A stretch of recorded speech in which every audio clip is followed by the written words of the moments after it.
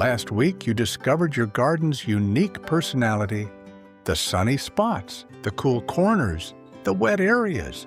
But there's something even more important happening right beneath your feet, your soil. And here's what nobody tells beginners. That soil is either helping your plants thrive or slowly killing them. Today, you'll learn exactly what type of soil you have with one simple test you can do in your kitchen. I'll show you why some gardens grow everything effortlessly, while others struggle with the exact same plants. And you'll discover how to transform your soil using free materials that most people throw away. By the end of this episode, you'll understand your soil better than 90% of gardeners out there. Let's dig in. Here's the truth about soil. It's not dirt. Dirt is what gets on your clothes. Soil is a living ecosystem.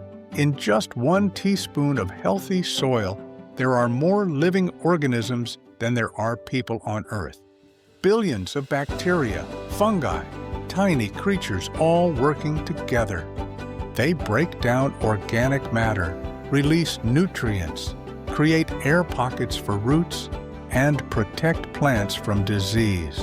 When your soil lacks this life, plants struggle. They can't access nutrients, even if you add fertilizer. Their roots can't breathe. They become weak and attract pests. But when your soil is alive and healthy, plants almost grow themselves. The difference isn't the gardener, it's the soil.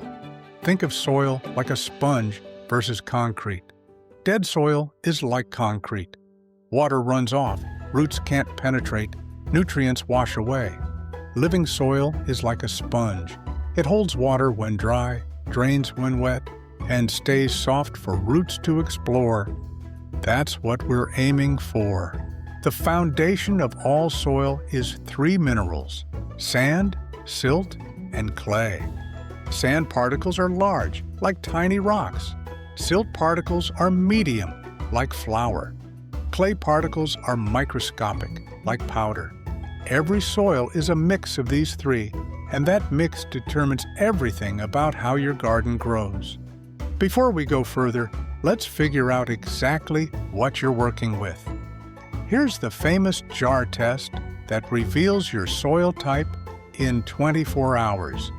You'll need a clear jar with a lid, some soil from your garden, and water. That's it. And if you feel like we are going too fast, I will put the steps in the description of this video so you can follow them at your own pace. First, fill your jar about 1/3 full with soil. Take it from a few inches down, not the surface. Remove any rocks, roots, or big pieces. Add water until the jar is almost full, leaving room to shake. Put the lid on tight and shake it hard for about 60 seconds. Really mix it up. Now set the jar somewhere it won't be disturbed and wait. This is where the magic happens. The soil particles will settle in layers based on their size. Sand settles first, within minutes. Silt takes a few hours. Clay can take a full day or more. After 24 hours, you'll see distinct layers. Measure each layer's height.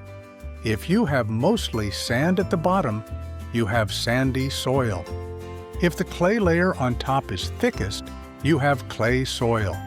If the layers are roughly equal with some organic matter floating on top, congratulations! You have loam, the gold standard of garden soils. Here's what your results mean for your garden. Sandy soil drains fast, maybe too fast. Water and nutrients wash through before plants can use them. It warms up quickly in spring, but dries out in summer. If you have sandy soil, your plants are probably always thirsty, and you're constantly watering. Clay soil is the opposite. It holds water and nutrients like a bank vault, sometimes too well. It stays cold and wet in spring, rock hard in summer. Water sits on top instead of soaking in. Roots struggle to penetrate. If you have clay soil, your plants might be drowning in winter and thirsting in summer when it cracks like concrete. Silt soil is smooth and powdery. It holds water better than sand, but can become compacted easily. Most gardens have a combination, but one type usually dominates. The beautiful thing is, no matter what type you have, the solution is the same. Add organic matter. Organic matter is the magic ingredient that improves every soil type. It helps sandy soil hold water and nutrients. It opens up clay soil so water drains and roots can breathe. It prevents silt from compacting. But here's the key. It also feeds the billions of organisms that bring your soil to life. Let me show you how this works globally. In the Amazon rainforest, the soil is actually poor and sandy, but the constant rain of leaves and organic matter creates a thin, rich layer that supports incredible growth. In the American Midwest, deep prairie soils built up over thousands of years from grassroots dying and regrowing. That's 30 feet or 9 meters of rich black soil in some places. You can create the same process in your garden, just faster. Every time you add organic matter like compost, leaves, or aged manure, you're feeding the soil life.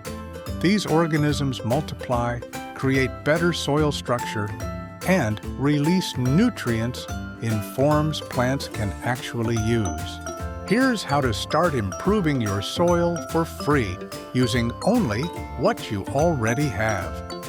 First, stop throwing away leaves. If you have trees, you have gold. One pile of leaves breaks down into the most perfect soil amendment you can imagine. Pile them in a corner, keep them moist, and by next year, you'll have leaf mold that's better than anything you can buy. Start composting your kitchen scraps. Now, before you panic, let me clear something up.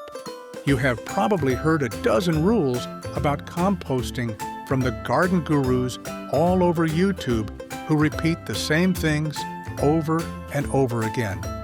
Perfect ratios of green to brown, grinding eggshells to adjust pH, adding this to prevent that. Here's the truth. Home composting is dead simple. If it once grew, it will break down. Period. And remember, you would have thrown these scraps away anyway, so anything you add to the pile is already a win. You need two things: wet stuff like vegetable peels and coffee grounds. Dry stuff like leaves or shredded paper. That is it. If your pile smells, add more dry material. If it is not breaking down, add more wet stuff. And about eggshells, you do not need to grind them at all. They take years to break down anyway and barely affect pH unless you powder them like flour. Just toss them in whole if you want, or leave them out entirely. Your compost will be perfect either way. No meat or dairy, they attract pests. Mix your kitchen scraps with dry leaves or paper. In 3 to 6 months, you'll have rich, dark compost that transforms any soil. Even a small bucket under your sink can start this process. Stop overthinking it. Composting happens automatically as long as the mix stays moist and gets some air. If you have a lawn, use your grass clippings. Let them dry for a day, then spread them thin around plants. They're high in nitrogen and break down fast. Just don't pile them thick or they'll mat and smell. And if you do not already have a compost and you live in a house and are thinking of building one or buying one, remember this. Mentally, most people want a compost far away from the home. But in reality, a family with children finishing dinner rarely has the time or energy to walk across the whole garden to throw away scraps. My tip is simple, and I learned this the hard way years ago. put the compost where it is convenient. Think of it as your new nature trash bin, something you want within comfortable walking distance because you might be adding to it several times per day. Now let us bring this back to the heart of the lesson. Here is what to do with these materials based on your soil type. For sandy soil, you need materials that hold water and break down slowly. Your own compost is perfect. Leaf mold is excellent. Work a 2-inch or 5-centimeter layer into your soil each season. Top with mulch to slow evaporation. For clay soil, you need materials that open up the structure. Coarse compost with recognizable pieces works well. Leaves layered on top. Wood chips on the surface, not mixed in. The goal is creating air pockets and encouraging worms. They're your best friends for clay soil. Their tunnels improve drainage naturally. Never work clay soil when wet. You'll destroy the structure and make bricks. Wait until it crumbles in your hand. Add your organic matter in fall and let winter weather help break it down. By spring, your soil will be transformed. For any soil type, here's the golden rule. Feed the soil, not the plants. When you focus on building healthy soil full of life, plants take care of themselves. They form partnerships with soil organisms, fungi attach to roots, and extend their reach 100-fold. Bacteria convert nitrogen from the air into plant food. This is why chemical fertilizers ultimately fail. They feed the plant, but kill the soil life. It's like giving someone vitamins while poisoning their food. Organic matter feeds both the soil organisms and eventually the plants. It's a sustainable system that gets better every year. Here's a practical tip that works everywhere. If you have just one small garden bed, focus all your organic matter there first. Make it your demonstration plot. When you see roses blooming longer, vegetables twice the size, or herbs that actually thrive, you'll be motivated to improve the rest. Building great soil takes time. Don't expect miracles overnight, but you will see improvements each season. Year 1, you'll notice better drainage or water retention. Year 2, you'll see more worms and soil life. Year 3, your neighbors will ask what your secret is. Start small if you're overwhelmed. Choose one bed or area. Add organic matter there first. See the difference it makes. Use that success to motivate improving the rest of your garden. Even a 2-inch or 5-centimeter layer of compost once a year creates dramatic changes over time. Remember the jar test we did earlier? Do it again next year. You'll be amazed how the proportions change as you add organic matter. Clay becomes less dense.